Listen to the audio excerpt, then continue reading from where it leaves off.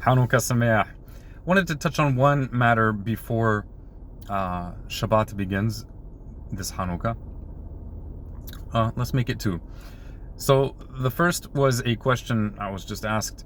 That is, when you look in traditional Jewish source texts for the ancient, authentic ways the people of Israel observed Hanukkah, according to the Talmudic instruction of Hazal, our sages, Zichronam Livracha, we find that the proper way of celebrating Hanukkah with the lamp that is lit these 8 days is that you place it not on your table in the middle of your house, not in the window, but that you place it outside next to your entrance, the main front entrance where passersby will see as they walk, or in the modern situation as they drive by.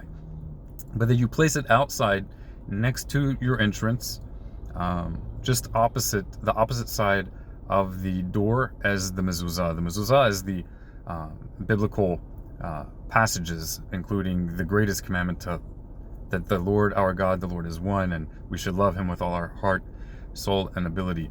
So that is on one side of our doorpost, and then on the other side you place the Hanukkah. You place the Hanukkah Menorah. There are other options that are given in ancient Jewish literature, but those are not what is called lechatchila. Those other options, such as putting it in the window or putting it on a table in the middle of your house, those options are for when either for some reason beyond your control you're not able to put it outside, or if you feel that a threat is real enough that to place it outside could cause harm to yourself or your family. And that is more than likely where the popular practice to light the Hanukkah candles inside one's house originates, in the United States and other Jewish communities such as in Europe. But if you go to Israel, you'll see that the norm is in fact to light the Hanukkah lights outside the door, outside, opposite where the mezuzah is. So that is you would light them on the left side of your door if you're standing outside facing your door. The mezuzah is on the right doorpost when you're standing outside facing the entrance to your house, and the Hanukkah menorah is to the left as you're facing the door. And of course, if you are able to do this, which in the United States and many places it really is not a problem, and if you can put a security camera if you want to catch some anti-Semites, and place a gun, will be shot or something like that. But so though that is the proper place to put the Hanukkah menorah, this does not prevent you from lighting inside or in your window as well. But when you say the blessing, the praises to God that we are supposed to say as we before we light the Hanukkah menorah, that you should do with the one you've placed outside. And if you wish to place other ones in your window or on your table, absolutely, it's wonderful if you do so. Absolutely good that you do so. Just don't unnecessarily say the blessings again and again. The main place is outside next to the door. And if you're not able to put it there, then you would say the blessing over the lighting of the Hanukkah menorah in your window or on your table in that case. But lechatchila, it would be outside.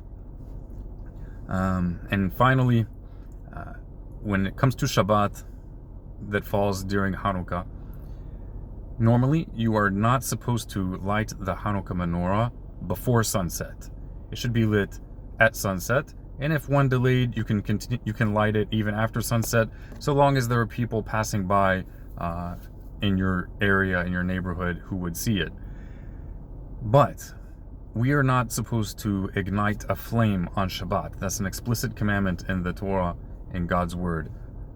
And as a result, Shabbat that falls during Hanukkah is the exception to the rule during these 8 days, in which we should light the Hanukkah menorah before sunset, because from sunset on, we're not allowed to ignite fire on Shabbat.